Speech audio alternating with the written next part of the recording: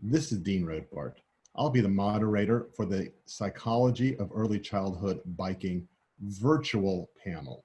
This panel will consist of interviews I conducted with three separate experts: a university professor in Denmark, a pediatric occupational therapist, and a working mom who has two kids who learned to bike at an early age.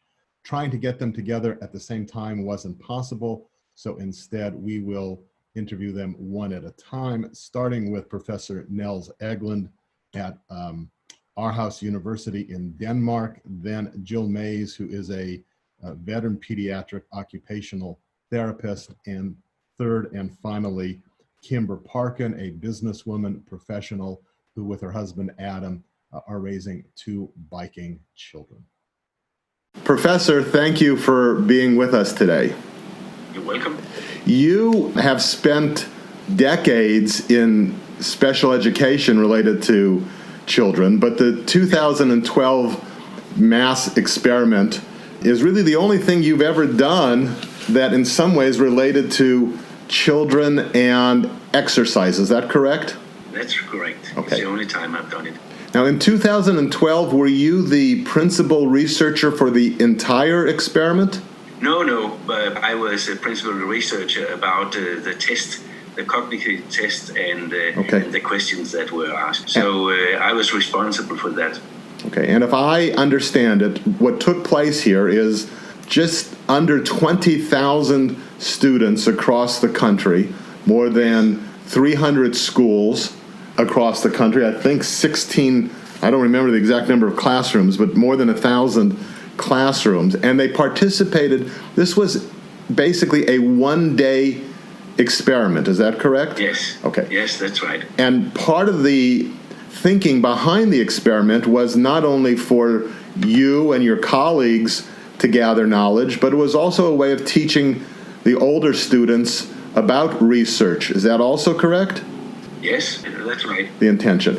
And the idea of the mass experiment in Denmark, it began around 2001, and every year they pick a different topic or a different research area? Yes, that's right. And has it continued since 2012? Yes, it's going on right now. Okay. And the issue this year is plastic in nature. Okay, good. So what happened, what you discovered, you and your colleagues did not set out to research exercise and what impact it might have on children in school. You were really looking at breakfast and diet, and children answered a questionnaire, if I understand that, the school children. Yes. And one of the questions, which was not the major focus, had to deal with how they get to school. Is that correct? Yes. Okay. Yes, that's right. And you found, tell me a little bit about this, because most of this audience is not in Denmark,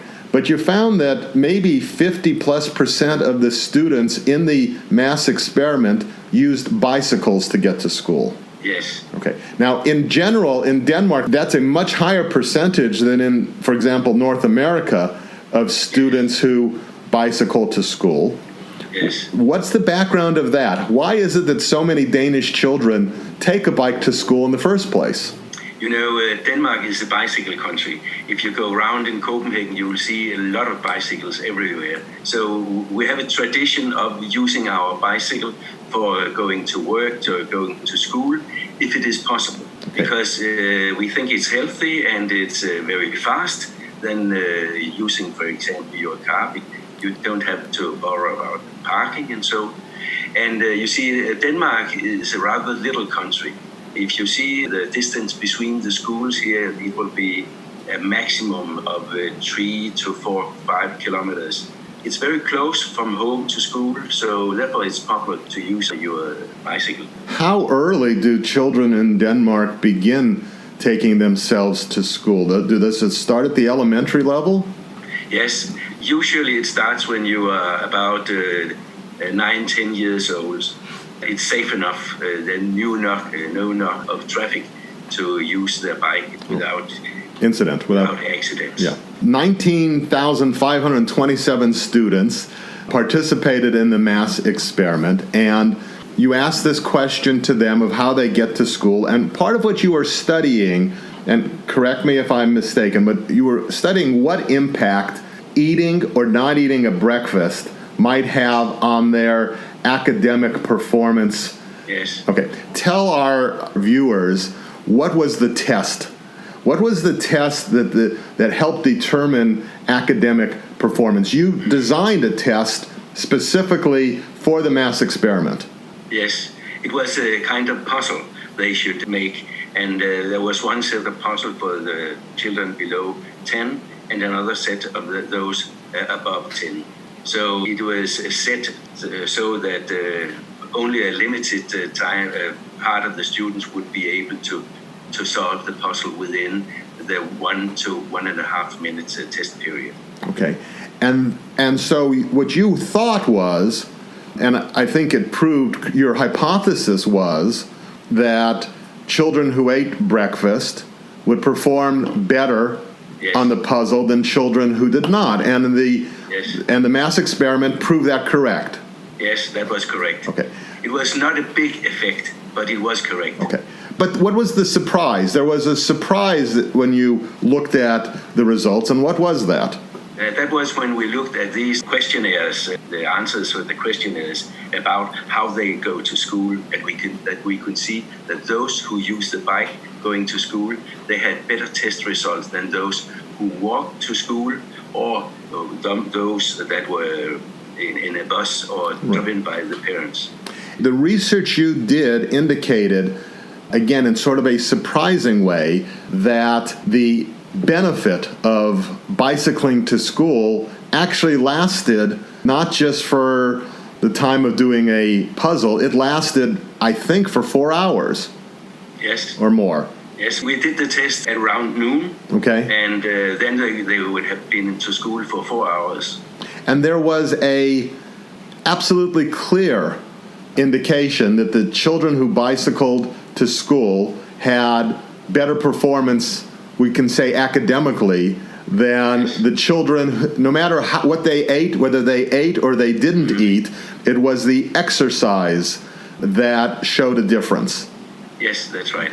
So what response did you get to that discovery? What happened after you did the study? You in Danish, you published the whole study. People can, if they can read Danish or use Google Translate, they can get it online, and we'll have a link to the Danish study and part of the English translation. What did happen after people saw that? Yes, they were amazed that the effect of having exercise on the way to school had this effect that you could measure at noon.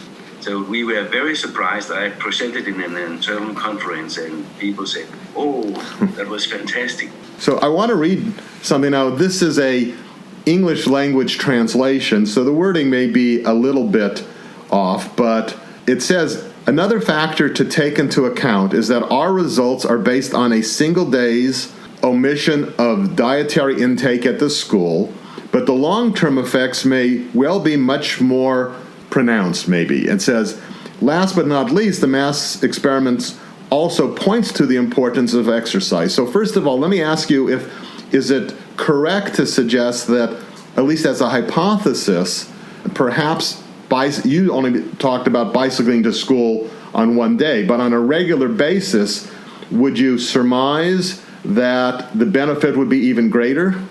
I think it would, but you say these kids that bike to school this day, they would do it the next That's day correct. as well. So you use your bike every day you go to school, or you use other means of transportation. Okay, that makes some sense. Now, I take it that nobody really followed through, though, because you say it points to the importance of exercise, that based upon your preliminary findings, which were actually a byproduct of a different research hypothesis, but that there hasn't been any repeat attempt to determine exactly what's going on in terms of the correlation between exercise and academic performance. No, not to my knowledge, but there might be some colleagues in other departments of sports that we have in Copenhagen University and Southern University in Denmark. So they might have have found something from Also 2012 until now. Anecdotally, tell me again a little bit more about the response. Did you hear from teachers? Did you hear from parents? Did you hear from other researchers who found, obviously one of the things you mentioned in the report was that this became, the media certainly picked up on this. Yes, it was primarily the media that looked into this. I think it was a French media that had come up about this. This article there spread all over the world. I think I had between 50 and 100 mails from all over the world about this. So it has been very interesting to see how much interest this has. The people who are listening to this are a range of people. Some are parents, some are teachers, some are fellow academics and researchers. The mass experiment itself, not the English language version, but was it published in a academic journal? No, it was not. Okay. It was published in a journal for people who are caring with food, because that was really the point. Thing, the experiment. Yes, it was the important thing. So it hasn't been published anywhere, because I think the study do not really have the qualities that it could go into an international journal with peer review, because they would say, are there other things behind this? Is some lifestyle of the parents, perhaps? Parents thinking more of how you should behave and how your children should be brought up, or what was it that is behind this? So if you were tasked, if it became your responsibility to design a follow-up experiment or a follow-up study, and I know you personally are not going to do it, but maybe somebody listening, you could give them some ideas. Talk a little bit more about what a follow-up study might look like in terms of if we really want to dig deep and have a scientifically valid journal, peer-reviewed, published research. What do you think would be the experiment or the hypothesis that people should continue to look at?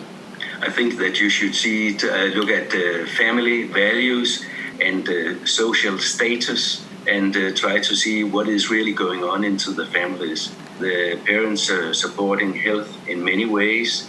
Do they know that it's a good thing to have exercise?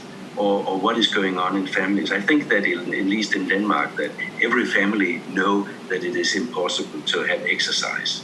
Some do not really care about it because they might be a little lazy or preoccupied with other things. They might have problems and so on. So I think it's also a question of lifestyle. The study took place approximately 7 years ago. It seems to me it would also be interesting to see what the academic performance has been over 7 years for these students, whether in fact, I don't know that you could isolate it, but it would seem to me it would also be interesting to see if over the course of their entire education through high school, if they continue to do well, relatively speaking. I also suspect, as you said, that it would be important to understand the socioeconomic backgrounds of these children. Is there any reason to think that children of one economic class or one social class ride a bike more to school than others? I mean, you could think if you're wealthy enough, the limousine takes you to school, and maybe bicycling to school is not for the wealthy. Do you have any sense at all that there was a class, there was a description of who these students are who bike? I think that there are many families that say that it's impossible to have exercise, and therefore encourage their children to use the bike instead of using the bus. Okay. The distance is short enough. And then there might be some families who don't really care about this and say, well, you take the bus, it's easy and it's free. I just want to help a little bit with the translation. A couple of times you said it is impossible for kids to do this. In English, what you mean is it's important. Yes, sorry. No, that's okay. I understand that. I just want to clarify. So is there any other aspect of the exercise results from your experiment that we haven't discussed? Anything else that you think either other researchers or parents teachers ought to know? Were teachers satisfied with this? Do you think that teachers changed how they encouraged children to get to school based upon this?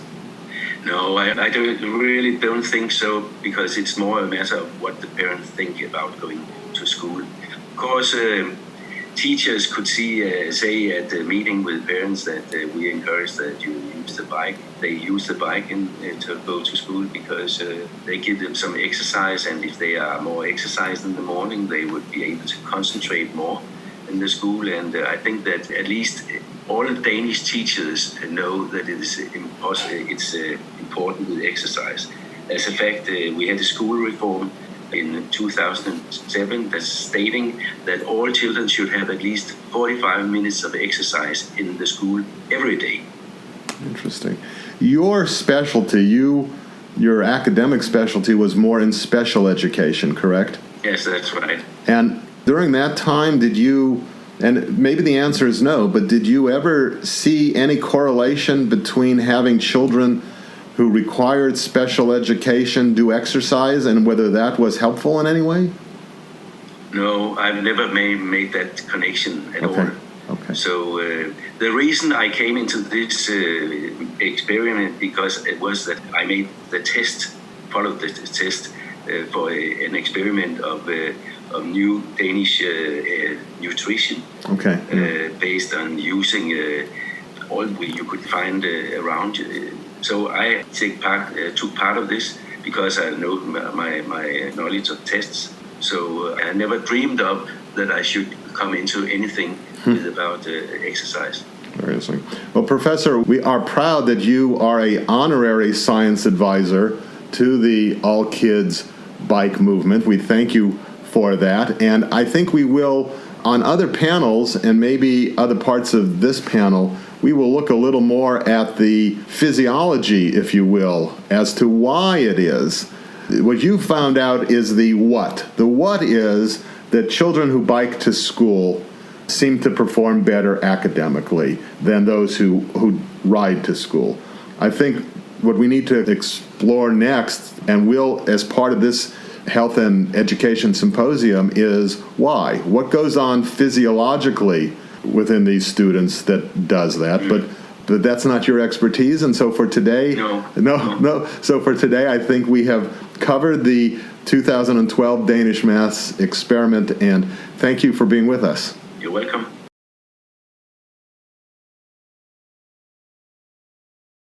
Jill, thank you for being part of this Health and Education Symposium panel. I appreciate it. Well, it's great to be here. Thank you for inviting me. Well, your reputation precedes you. You have a nationwide, maybe a global reputation for 3+ decades of work that you've done in helping children and parents. You were what you describe as a practicing pediatric occupation therapist during that period of time. I'm not sure I know exactly what that means and what kinds of work you do with parents and children, did with parents and children, to be helpful.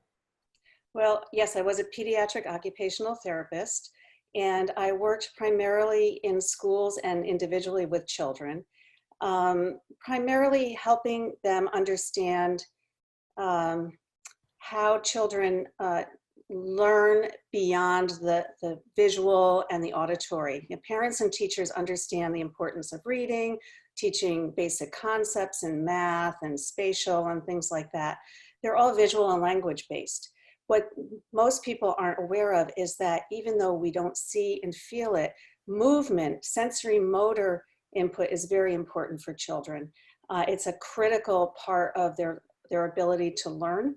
And it affects every aspect of the child's life, emotionally, the ability to learn, to attend. We now focus a lot on the child's ability to pay attention, to be able to learn. So I help teachers and parents how they need to integrate and work with movement in the classroom, and with the children I work with alone with their families, how to have that help them at home as well. The children who are most in need of help, what are they doing with their days? Are they sitting on a couch playing video games? Are they just watching television? What is it that they are doing that needs some correction? Well, I wouldn't call it correction. I would say that all children really need to have movement. It's just critical, and we'll get a little bit more into that perhaps as we go along in our conversation. But it is very troubling to me, because while neuroscience is showing us more and more how critical the movement is for growing the brain, it's like food for the brain. But what happens is that children are doing less and less of that. We talk about the containerized child. It's, you know, in cars driving all over the place, and the electronic devices are swallowing up their world. And while there are lots of good educational tools and things that are going on in some of those electronic devices, they're not moving when they're doing those activities. And that's a huge concern to me.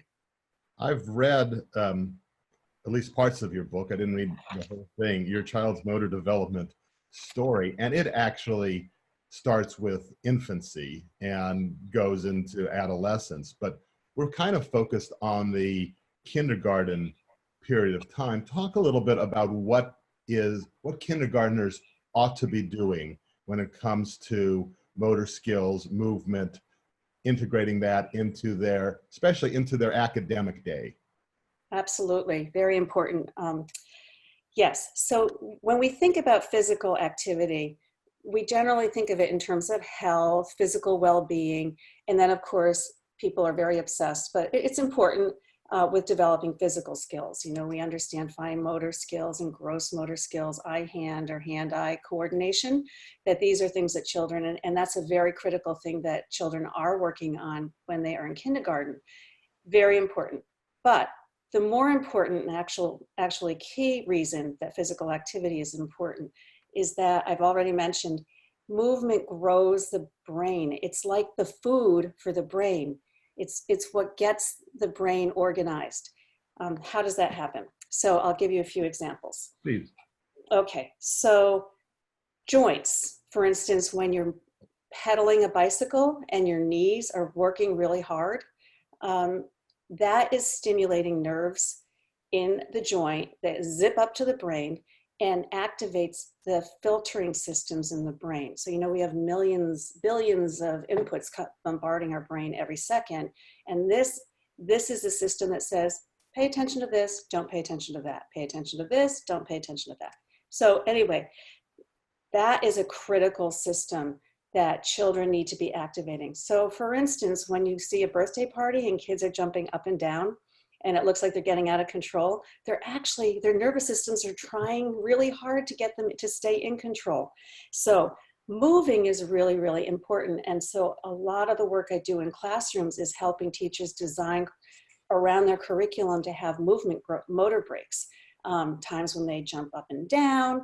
I have kids crab walking from one lesson to another lesson, lots of things like that. Another thing that's really critical about movement is that we've all heard of bilateral motor coordination, I think. You know, that's when both sides of the body are working together. Now think about bike riding. Oh my goodness. Pedaling, one foot's pushing down, the other's pulling up. You have to hold on with two handlebars until you get really fancy with it. So, and hopefully most of the time children are holding on with two hands. So why is that so important besides just bilateral motor coordination? In the brain, there's lots and lots of crisscrosses. So when you have movement coming on one side and the other side, they're crissing and crossing, and this is helping to build pathways in the brain. So better communication in the brain helps with better learning. So it's just helping to build those connections that you need in the brain that makes learning better for them, for everybody. Now here's one other thing. Just plain moving is stimulates. We all know this, a seventh inning stretch in baseball, right? Intermission, you know, things like this. So it's really important that children are allowed to move around. And I already mentioned, but I really emphasize the need for motor breaks for them. Another thing is balance. But cycling requires balancing, and that's a complicated system, the vestibular system, very pervasive. Anyone who's ever been, and it lasts a long, long time. So so anyone who's been seasick knows how long and miserable that is, and how it, when you're dizzy, it affects your whole system. And so that's the vestibular system with balancing on the bicycle is activated. That's probably the reason the Danish study that they talked about being surprised at how long the effect was from the time they got to school. 4 hours later, they retested them, and lo and behold, they still saw the same positive effects. So those are all just a lot of really important things that are the foundation of learning for children, to keep them alert and ready and building the pathways they need in the brain for learning. So that's why it's so important in the young years like kindergarten to be really keeping those kids moving. One of the things that Professor Egelund mentioned when I talked to him a couple of minutes ago was about, I asked him about follow-up studies. And one of the things that he raised was the idea that they didn't look at what he called family values, or I would say maybe the socioeconomic status of the kids who perform better academically when they bike to school than really any other way, even better than walking.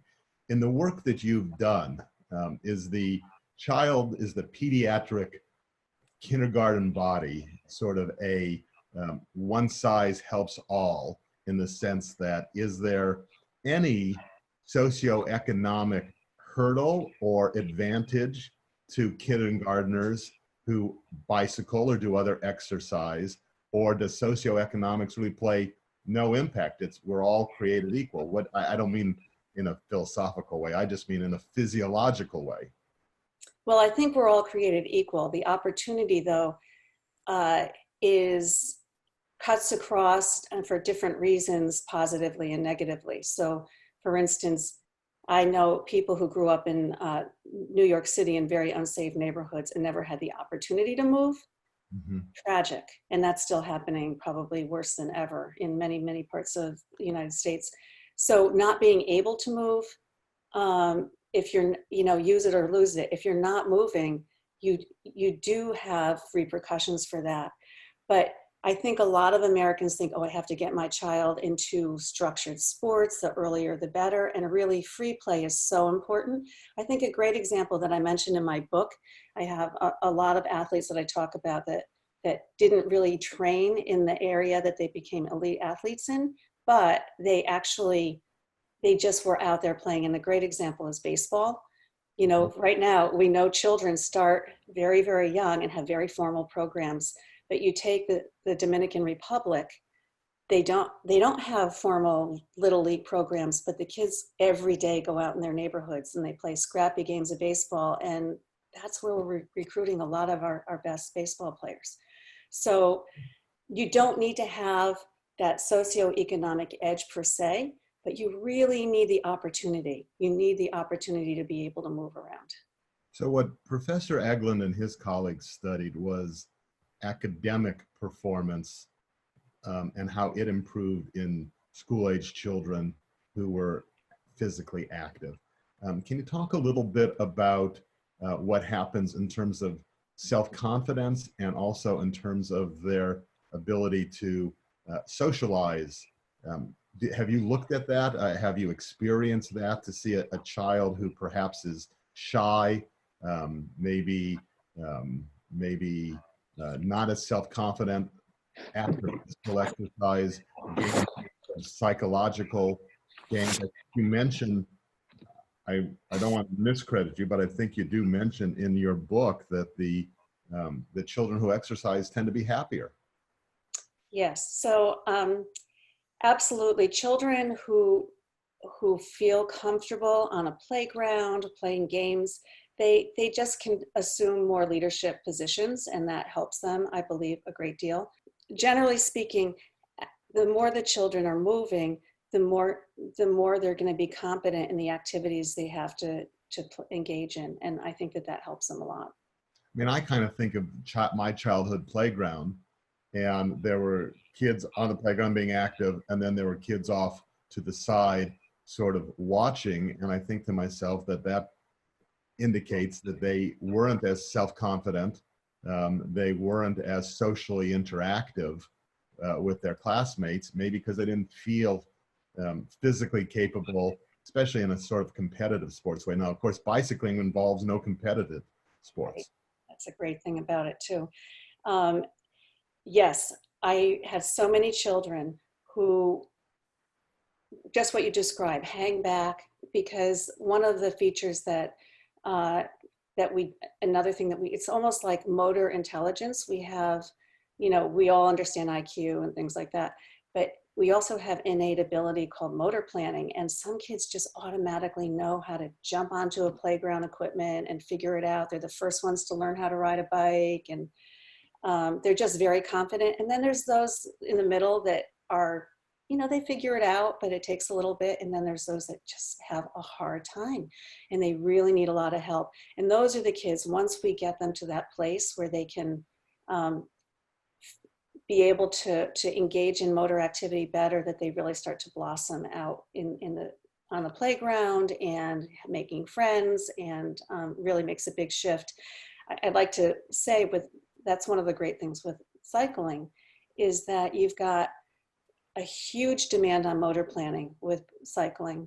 And that is, for instance, you have to do multiple things at the same time. You have to balance, you have to hold on, you have to steer, you have to pedal, and you have to brake, and you have to figure out when you have to do those things, and you have to look. So the visual system, the motor system, everything's really operating.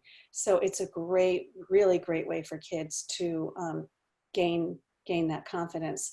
The other thing is, parents or whoever the adult is who's helping them learn, they have to let go. So the child absolutely has to become independent, and that's enormous. I kind of liken it to the same as when the baby takes the first steps. I think the next big hurdle, a huge developmental leap, is when the parent or the caretaker lets go of the bike and the child's riding. It's just an amazing moment. Nice. One of the items I mentioned with Professor Egelund, and he acknowledges that the Danish study really didn't follow up on the kids. It was a experiment that lasted really a school day to see what happened. But I don't know how often you've had the opportunity to follow up on some of the children who you advise directly, or the teachers, and then looking at those kids, or the parents. But do kids who start in kindergarten enjoying exercise, bicycling and other exercises? You talk about swinging, you talk about throwing the balls, things along those lines. Does that imprint for much of childhood and adolescence? Are they more likely, if they learn early, if they're habituated early to motor skills and exercise? Is that something that, one, they're habitually likely to do, and two, is it like language, which is that the brain, the best time to learn a language is at a young age? It's much easier than trying to acclimate later. Absolutely. I'll answer the last part of your question first, in that, for instance, I learned to ride a bike when I was 3, a two-wheeler, and I zipped around, and it's always been my go-to. But the one thing that cycling lacks is eye-hand coordination, and I'm a lousy tennis player. I tried to learn at 40, not a good time to learn how to ride to play tennis, but I'm a great cyclist. Anyway, but yes, I have two ways to answer the question. One is regarding whether it's habituated for life. I mean, obviously, it seems like that's an obvious thing, but I thought, no, I'm going to look this up, and so I'm going to go to a study. Yeah, I started looking at some studies, and here's one that I found that I think directly relates to what you said. It's from the American Journal of Preventive Medicine. They concluded, and this was a study of kids' activity at certain intervals. It's a large study. I forget the number. I didn't write down the number, but a large group. And they tested their activity levels at certain ages in their childhood. And then they went back 10 years later. It was a no, longer than that. It's a longitudinal study. So when they were adults, they looked at them again. So it's a perfect, just what you're asking about in terms of activity level. And what they concluded is children that had a high level of physical activity at ages 9 through 18, especially when continuous, significantly predicted a high level of adult physical activity. And the recommendation from the study is that we consider it important that school-age physical activity appears to influence adult physical activity, and through it, public health and of the general population. So we'll put a citation of that study up with this video so that people okay. can look up. Great. Okay. I didn't mean to interrupt. Were you going to say so? No. So anyway, I also, if I can share a case study. Please. Yeah. No, So absolutely. I had a little boy. I met him and began working with him when he was in preschool, one of the sort of a special education preschool. And he was adorable little boy, a little bit chubby. Our professional jargon is he had low tone, which meant he was clumsy and things. Basically, we would call it in the general population, a couch potato. He just didn't like to move. He was the sweetest little boy, really had a hard time. But I worked with him and built up all the foundation, helped him acquire all the foundational things. At one point, he learned to swing in kindergarten, and they only had a few swings. And suddenly, because he knew he had to swing for the whole recess, he would run to be first in line. No one had ever seen him run before. And anyway, soon after, so he swung every day. Soon after he learned to swing, he learned to ride a bike, something that parents never thought he would be able to do. Now, fast forward 12 years, and I got a note from the mom that he was the star of the high school football team. Great. So, yeah, so it sticks. It really sticks. Very, very nice. Nice anecdote. It is interesting that in Denmark, more than 50% of kids ride their bikes to school on a regular basis. And Professor Egelund, I asked him what he thought was the appropriate age. He said about 9 years of age. What do you think is going on in this country? I don't know what the percentage is of kids who bike to school, but are you an advocate for that? And if you are an advocate for that, 2 questions: at what age, and what do you think has to be done from a macro basis in order to actually see that happen? Maybe it's micro, maybe it has to be one school at a time, I'm not sure. I think it's a macro basis to begin, because one of the things I thought of sharing about the socioeconomic is I was going to cite the fact it's unbelievably wonderful that in Denmark that so many people can ride their bikes safely to school. We lived in a community, we were only 2 miles from our elementary school, but social services or the police would have arrested me if I let my kids let the kids ride their bike to school, because the roads were narrow, there were no shoulders, very dangerous to ride on the roads. I know there are little pockets where they've made cycling a safe activity for children and adults, but not so many places. I think that's really going to be key. I love that there's things like the Greenway out here on the Cape where I am. You know, we've got the rail trail and those things are fabulous, but we need to have designated cycling lanes that have barriers. I know I've seen this in certain places, but that just has to happen for it to be safe for children. I remember riding my bicycle, went to school, because growing up, I was in a community with sidewalks, and I would ride my bike when I was in 2nd grade. I think once a child's proficient, there's no reason they can't ride their bike to school. I kind of have a vision at some point of, hopefully through the All Kids Bike program, of entire school outings where every child in the school is on a bicycle, not necessarily riding to school, but at least going out on field trips, for example. Instead of taking the school bus, every child would get on a bike. Would be great. Yeah, really nice. Anything we haven't covered, Jill, from your experience that you think would be valuable to teachers or parents to know about early childhood exercise and the benefits of that? Just, it's so important that even if a child is scheduled for lots of different sport activities, children need to have free play where they just kind of climb up on things and jump off of things and crawl under things and figure things out for themselves. That's a really, really important thing. I think, again, that's one of the reasons cycling is great, because the child rides the bike at their own pace. If it's a safe environment, they can decide how they're going to go meander around here and there. So they're kind of the driver of their activity. And that's really important.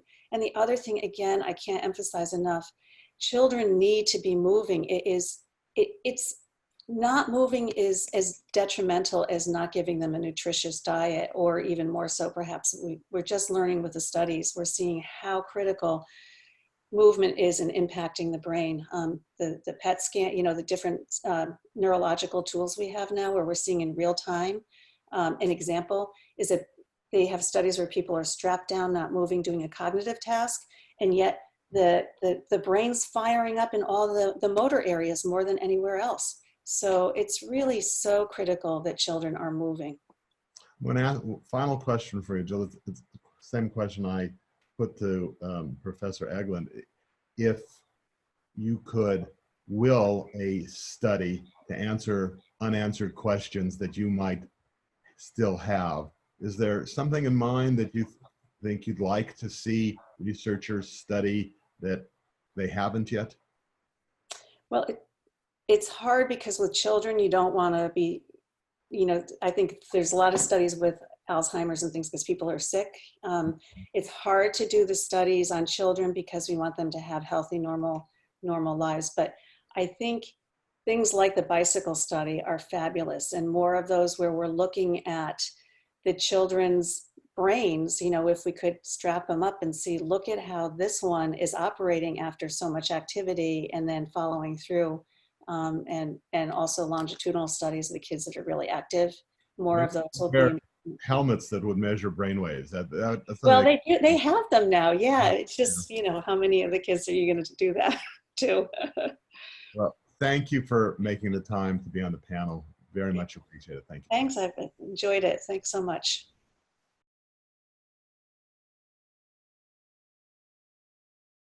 Welcome to our virtual panel on the psychology of early childhood biking. We have already heard from Professor Egelund at the University of Denmark and from Jill Mays, a pediatric occupational therapist, but I thought it would be nice to actually talk to a real live parent who has experience in having her children learn to bike at an early age, and who can talk to us about what that has meant for them and for the family. And so I want to welcome to the panel Kimber Parkin. Kimber is the mom of Reese, 8, and Lily, 6, and has been married to husband Adam for about 10 years. Tell me a little bit about your family, Kimber. Are you a biking family? Are you and Adam on the bike often, or? Oh, not as much as we would like to, or as much as we used to. I can tell you from me growing up, I rode a bike all over town. Like, that's what I did. And it was a lot of fun. My husband used to bike to work a lot. Unfortunately, now he has a job where he has to drive a work truck. So that kind of took that out of play. You can't be a biking trucker very easily. Go ahead. Right.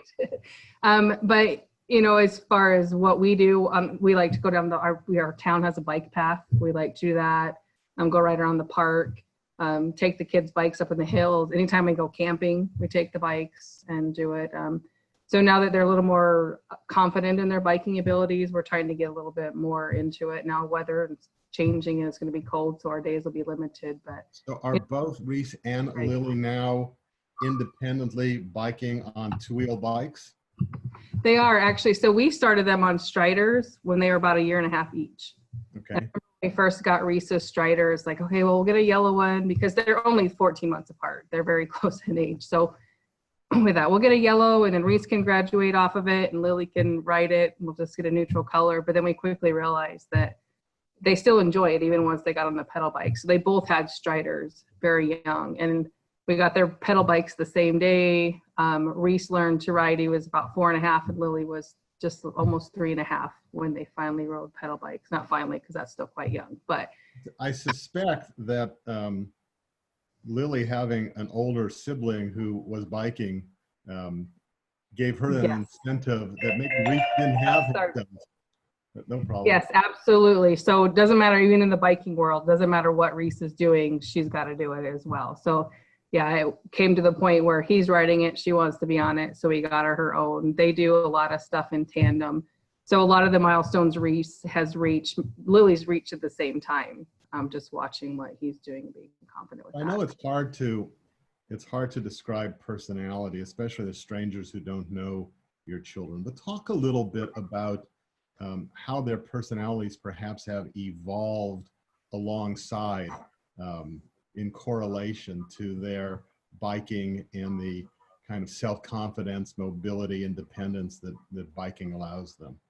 Yeah, I think the thing that we've experienced is, correlate that to any part of your life, right? You're going to have a stumble, you're going to fall, and you're just going to have to get back up.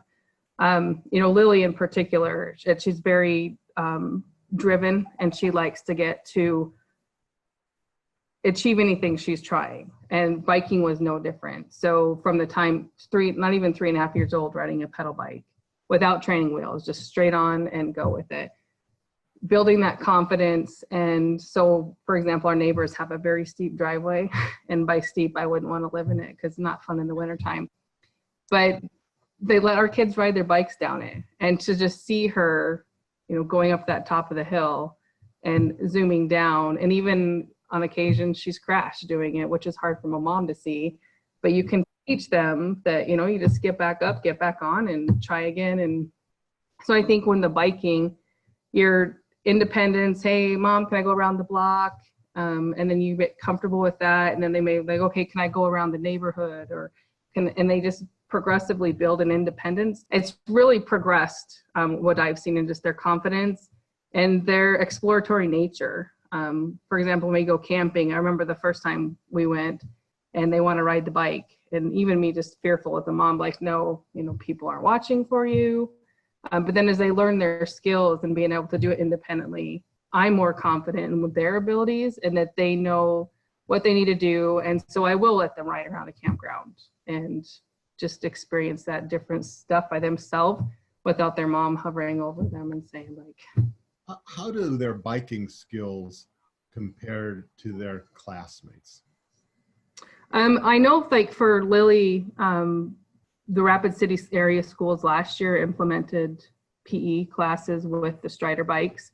And Lily was one of the very few that actually didn't need the assistance to learn to ride a bike. Reese, I know I was familiar with, but I know that even just kids in the neighborhood who are about their same age, one of the girls that are Reese's age, they just took off her training wheels, where Reese has been doing it for 4 years now. And so he quite a bit ahead of where they are, and being able to, again, navigate more than just a flat area, and being able to move around and be bold in what it is that they're doing, not being so afraid and not needing a training wheel. You can go on different paths, right? Training wheels limit you that way as well.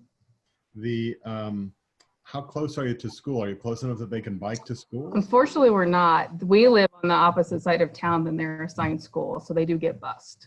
What was it that when Reese was still really a toddler, what was it that at that point, I assume he wasn't nagging you and He had Adam? no idea. Yeah. He was nagging you and Adam? No, like he had no idea what a bike was. Yeah. I know. I was going to say, it's no idea what a bike was. So what inspired, why did you think that would be good for him?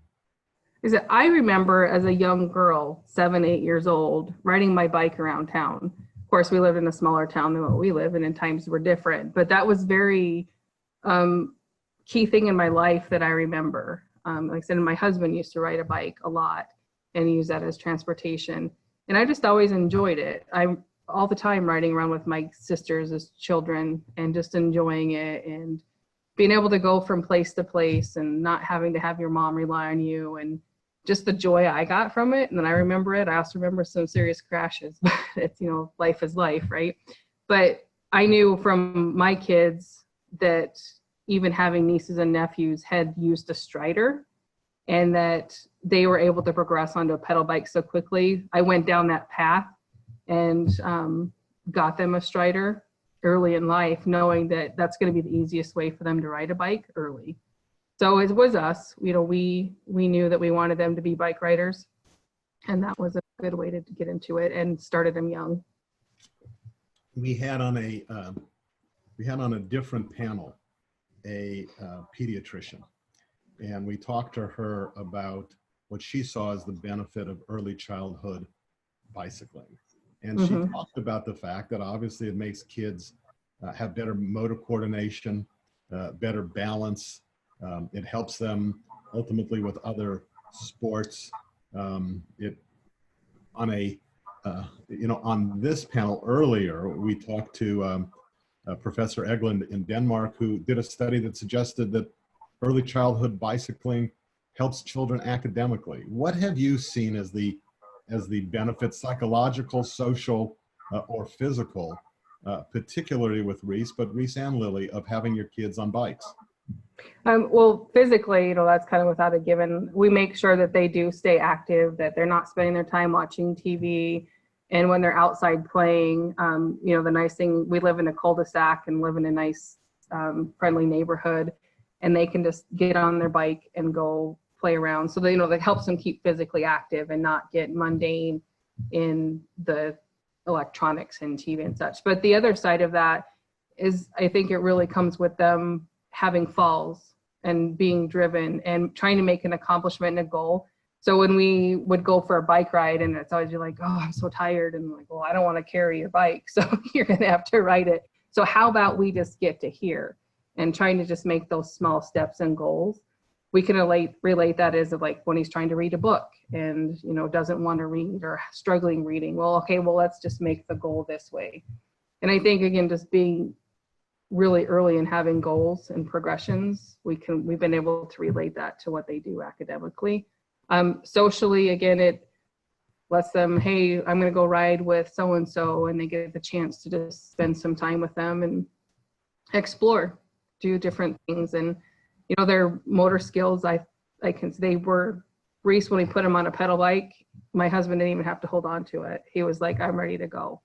And so he did learn that balance and coordination, and he was just off and ready to go explore, and kind of have to rein him back a little bit. You're still only 4.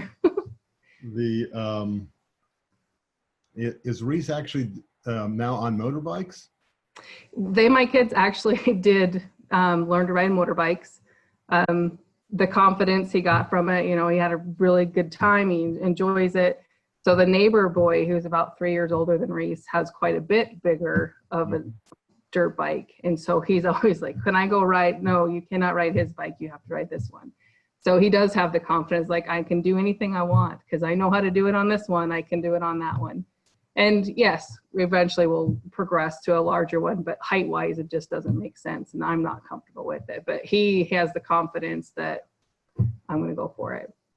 So yes, they both learned how to ride motorbikes. Or does your gut instinct, your mom sense, tell you that both kids will, because they started early, will be active, not necessarily bicyclers, maybe they will eventually be motorbikers or runners or whatever, but do you have a sense that they'll be that way through all of school and maybe into adulthood? My sense is yes, and I would absolutely hope it, you know, along with the biking, you know, and me, I'm not as physically fit as I used to be. I have definitely changed in my lifestyle, and I need to get back to it. And as I try to tell them, it's a lot easier to stay fit than try to become fit.